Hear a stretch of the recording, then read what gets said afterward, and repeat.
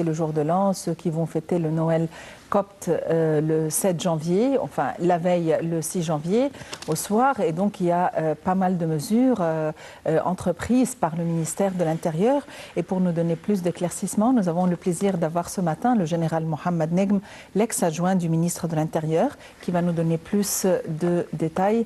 L'entretien va se dérouler en arabe. Et merci à notre collègue Shams Senemi qui va assurer l'interprétariat simultané.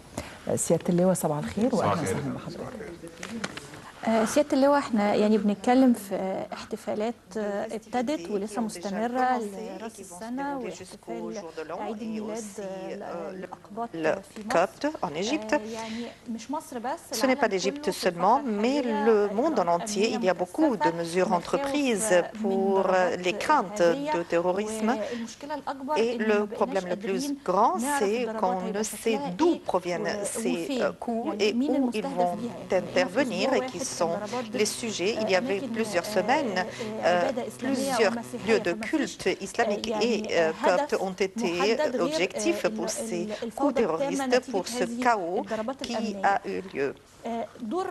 Quel est le rôle du service de la police pour la sécurisation aussi avorter ces mesures de terrorisme et les abris de terroristes? Peut-être si on peut élargir le cercle et pour l'image de l'Égypte, parce que le monde en entier est en alerte contre tout coup terroriste qui peuvent atteindre plusieurs pays. Pour avoir une sorte de relation de toute l'opération, on peut s'apercevoir que le crash du vol russe, on voit aussi l'assassinat de l'ambassadeur russe à Ankara et aussi l'assassinat d'un diplomate en Belgique, l'opération de Berlin et d'autres opérations qui ont été avortées en France. D'autres opérations ont été avortées aussi en Égypte. Et aussi, on peut dire que l'appareil sécuritaire en Égypte, à l'ombre de ces attentats, il y a beaucoup de répercussions sur les mesures adoptées de point de vue sécuritaire. En ce qui concerne l'Égypte, l'Égypte passe par un défi lors de cette époque et le complot contre l'Égypte est très grand. De point de vue intérieur, régional et international, l'Égypte est au point de mire de plusieurs pays arabes et d'autres pays étrangers. Et il y a beaucoup de tentatives pour avorter le projet égyptien qui a eu lieu dans 30 juin. Le plan sécuritaire se pose donc sur la sécurisation de plusieurs établissements, notamment ces mesures sont multipliées et de redoubler pour les festivités de le jour de l'an. De position, c'est la première dont le déploiement de sécurité dans toute la nation et notamment dans les lieux où il y a des festivités, des coptes, pour qu'ils sentent plus de sécurité. Et l'autre axe, c'est avoir des mesures préventives contre les cellules terroristes. Nous avons vu la veille, il y avait une sorte de liquidation de 2 terroristes dans Al-Ashr Ramadan et à Sharqiya, des cellules qui possèdent des engins explosifs qui sont exploités dans les opérations terroristes. L'appareil de sécurité est en alerte et possède des plans. Il y a beaucoup de forces aussi au Sinaï. Il y avait un coup d'aviation et on n'a pas beaucoup de détails sur ce coup, mais je veux rassurer les Égyptiens et notamment les Coptes qu'ils peuvent avoir leur festivité en sentant la sécurité parce que l'appareil sécuritaire est en alerte. Vous avez dit qu'il y a des coups préventifs contre les cellules terroristes. Comment lisez-vous cette position et quels sont ces gens et quels sont leurs objectifs? Leur objectif est très clair.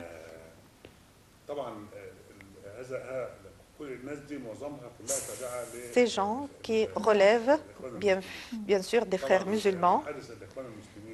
Les frères musulmans, après le 30 juin, il n'était pas prévu pour eux. Il n'était pas prévu pour eux qu'ils accèdent au pouvoir et alors ils ont commencé de se débrouiller lorsqu'ils vont régner pour des milliers d'années, mais le peuple égyptien s'est révolté contre eux, alors ils n'ont pas pu oublier cela. Ils ne peuvent pas oublier le saveur même du règne et du pouvoir lorsqu'ils ont accédé au pouvoir. Ils ne vont pas arrêter de faire des plans pour avorter le projet égyptien qui a commencé le 30 juin et pour se venger de l'État de l'Égypte. Et aussi, ils sont assistés par où ils coordonnent avec d'autres pays étrangers comme les États-Unis et d'autres pays arabes, la Turquie et le Qatar. Ce sont des pays qui hébergent le terrorisme. Dans le même volet sécuritaire, on parle au sein d'une région arabe et dont les frontières souffrent, notamment avec la Libye ou le Soudan, ou même les tunnels qui se trouvent. Il y a beaucoup d'efforts sécuritaires, mais il existe aussi une sorte d'inquiétude parmi le peuple lorsqu'il y a toute agglomération sont suspects et il est inquiétant de se trouver dans ces agglomérations. C'est un phénomène qui n'est pas très auquel on s'accoutume et on a la force sur ces attentats. Mais ces attentats et suicides sont très répandus. On ne peut pas avoir les traces de ces attentats. Cet élan et cette différence qui a eu lieu dans ces opérations terroristes, comment on peut l'envisager? Je voudrais vous rassurer que les plans sécuritaires ne sont pas des plans classiques, mais se développent selon la situation sécuritaire et le développement du terrorisme même. Si on a un nouveau phénomène et qui est nouveau, qui est l'attentat suicide, bien sûr, les appareils de sécurité ont cela dans leur considération et ces opérations ne sont confrontées que par l'élargissement des informations pour essayer d'avoir des coups préventifs avant que l'auteur ne peut se suicider. Comment peut-on le déceler lorsqu'il n'est pas arrêté avant de faire son complot? Ce n'est pas toujours, ils sont des gens qui sont déjà enregistrés comme criminels. Ce jeune homme qui a fait cet attentat avait un dossier dans l'appareil de sécurité. Alors, on doit approfondir la base de données et aussi activer les informations. Le peuple aussi a un rôle très important d'informer les appareils de sécurité, surtout ceux qui sont suspects. On doit avoir une sorte, on s'entraide dans cette base de données et si on suspecte une personne qui a qui se débrouillent d'une façon un peu suspecte. هل تعتقد حضرتك Pensez que ces groupes terroristes sont reliés avec d'autres groupes en Afrique et dans le monde arabe. Ces terroristes sont reliés entre eux-mêmes et avec des services secrets étrangers et mondiaux. Et ils ont leur information de ces services secrets et ils ont tout soutien logistique pour les opérations terroristes et toutes les informations. Il y a une coordination entre eux et les autres groupuscules et les autres services de sécurité, services secrets dans le monde entier. Nous avons lu aujourd'hui une nouvelle de la Tunisie qu'il y avait des craintes parmi les Tunisiens de ce qu'ils vont rentrer de la Syrie après la libération d'Alep parce que ce ne sont pas des terroristes.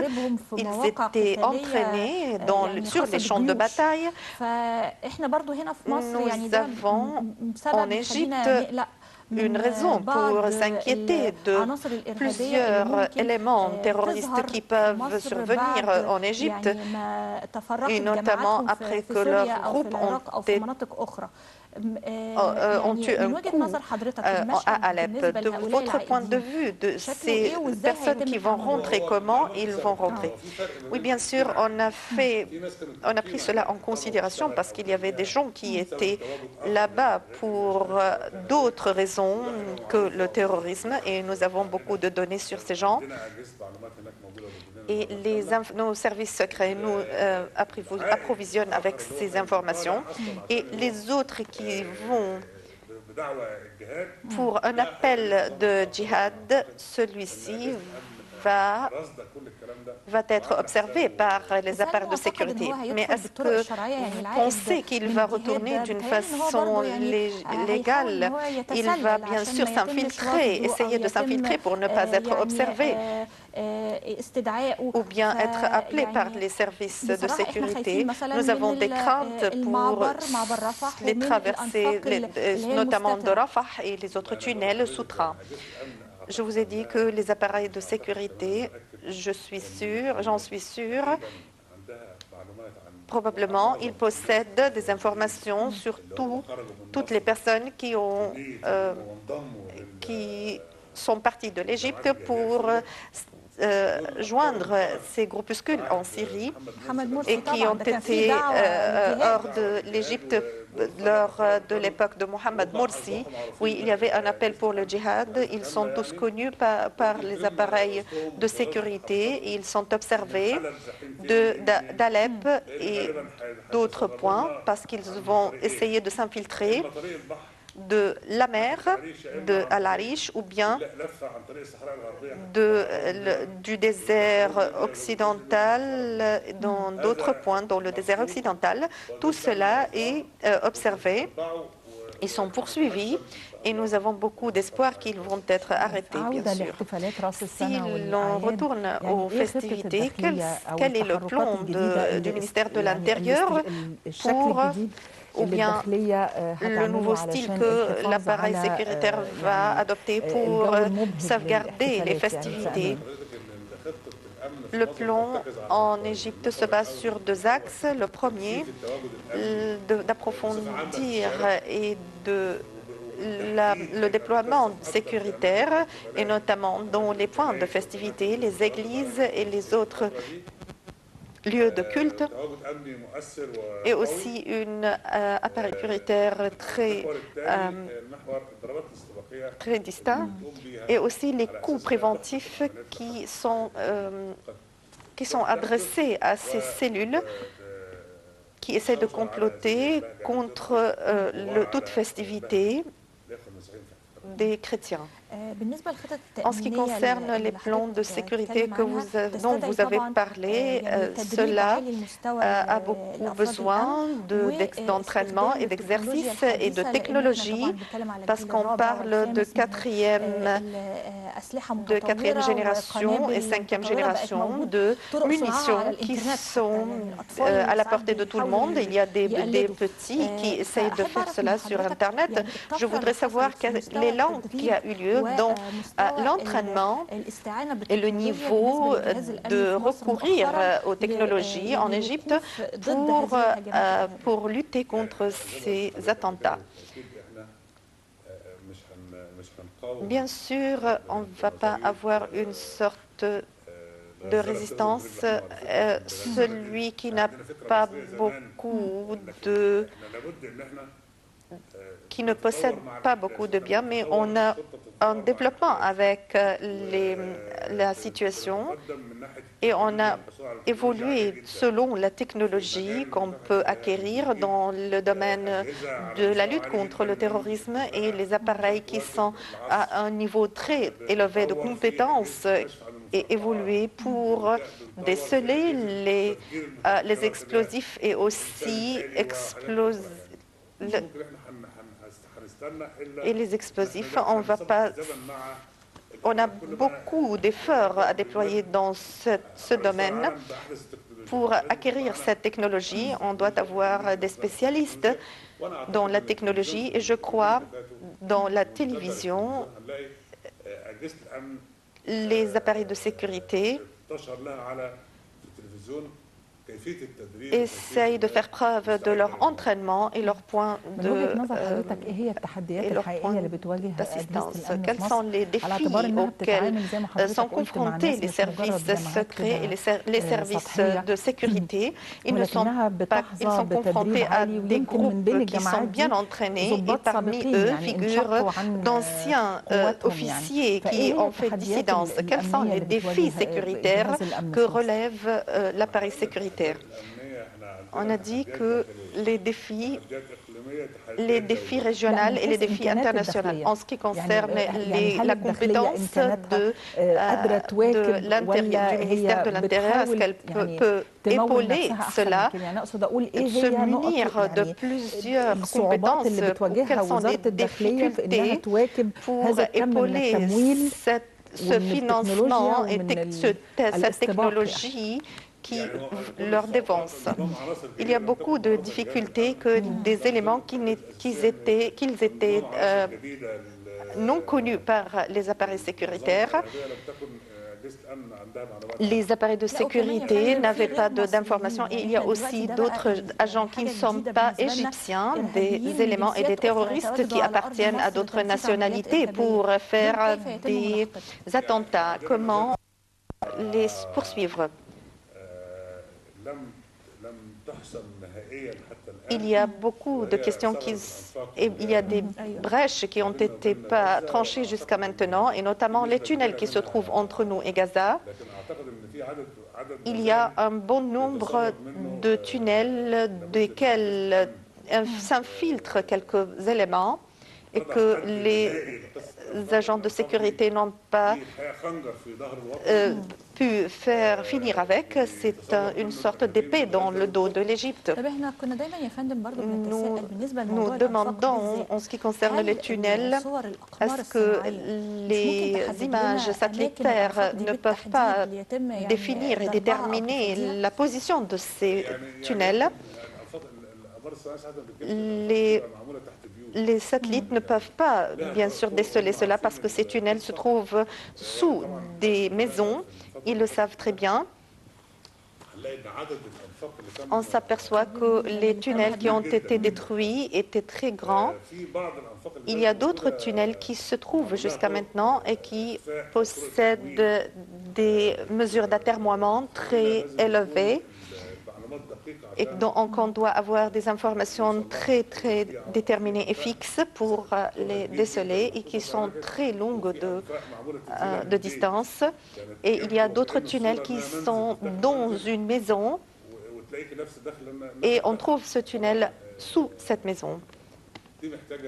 Ils ont besoin de beaucoup d'informations dans l'appareil de sûreté nationale pour finir avec ces tunnels qui sont des traversée pour les éléments étrangers. En ce qui concerne la contrebande des armes en Égypte, c'est parmi ces défis. Bien sûr, les frontières entre l'Égypte et la Libye, vu ces frontières qui sont très grandes, il y avait un abus de femmes et d'enfants pour la contrebande d'armes. Comment est-ce qu'on a pu contrôler ces frontières? Je veux dire qu'aucun pays n'a pu contrôler ses frontières de 100%. Même les États-Unis pensent de faire une barrière entre eux et la Mexique pour mettre fin à la contrebande. Je peux dire que ce n'est pas seulement ces frontières, mais aussi les frontières du Sud sont plus exposées à cette contrebande. Et aussi les frontières entre nous et la Libye s'étalent sur 1200 kilomètres du sud et aussi d'Al Arish. Cette opération requiert beaucoup de munitions et d'entraînement. Je ne peux pas mettre chaque soldat sur toute cette superficie. Il y a des technologies, il y a d'autres supervisions à travers les avions et d'autres informations.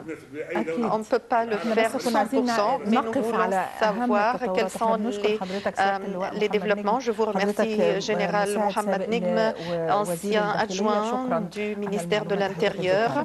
Je vous remercie. Bonne année et pour tous les chrétiens qu'ils sentent une fête en sécurité avec les mesures adoptées par la police et bonne fête à tous. Alors c'est ainsi, chers téléspectateurs, qu'on termine cette édition Bonjour l'Égypte. Merci pour votre attention. Passez d'excellents moments avec la suite de nos programmes. Au revoir.